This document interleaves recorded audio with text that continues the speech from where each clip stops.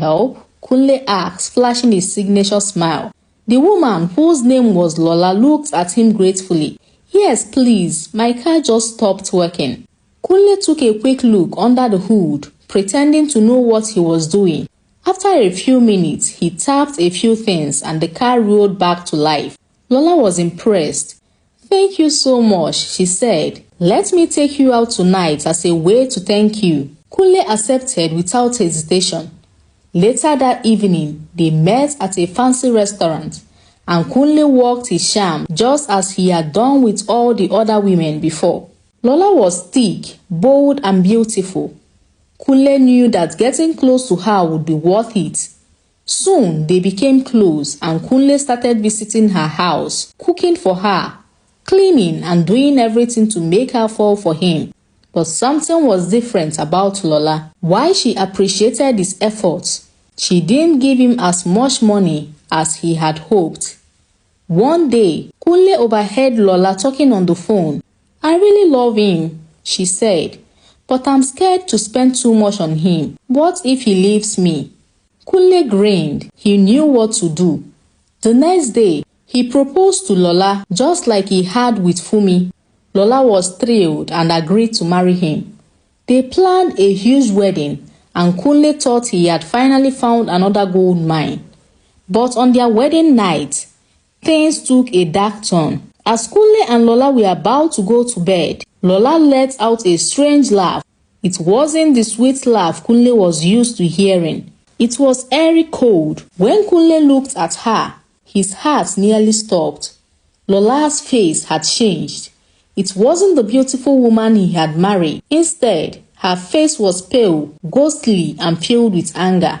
What is happening? Kunle shouted, backing away from her. Lola stood up, her voice filled with rage. Your time is up, Kunle. Your days of using women for money are over. Kunle's eyes widened in horror. What are you talking about? Lola stepped closer, her face twisted in fury. You think you can just play with women's hearts and get away with it? Do you remember Fumi, my sister? Fumi? Yes, Fumi, you broke her heart. You left her with nothing, and for that, you will pay, Lola said, her voice echoing in the room.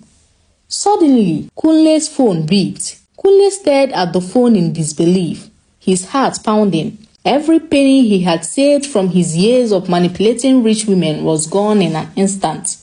The room felt colder, and Lola's airy presence loomed closer. His hands shook as he looked up at her, his voice barely a whisper. Where did the money go? What did you do? Kunle stammered, backing up until he hit the wall. Lola's face twisted into a wicked grin. It's gone to the rightful owner. Fumi now has everything you stole. She deserves it, after everything you put her through. Kunle's mind raced. This couldn't be happening. None of it made sense. How could Fumi have anything to do with this? He had left her broken, penniless, just like all the others. But now, her sister Lola was standing before him, not as the woman he had just married, but as something far more terrifying. The realization hit him like a truck. You are dead, Fumi said her sister was dead. Kunle gasped, his body frozen with fear. Lola let out another laugh, this one filled with cold satisfaction. Yes, Kunle, I've been dead for years, but I couldn't rest knowing what you did to my sister, what you did to all those women.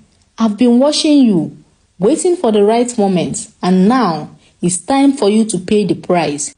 Kunle's breath came in short gaps. His hands trembled as he clutched his phone, but he couldn't think of anything to do.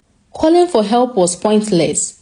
Who would believe him? How could he explain that the woman he just married wasn't a human, but a vengeful ghost? Kunle tried to speak, to plead for his life, but no words came out. He was trapped in the corner, unable to escape as Lola stepped closer. Suddenly, Lola lunged at him, her cold hands wrapping around his throat. Kunle struggled, his heart racing, but there was no escape.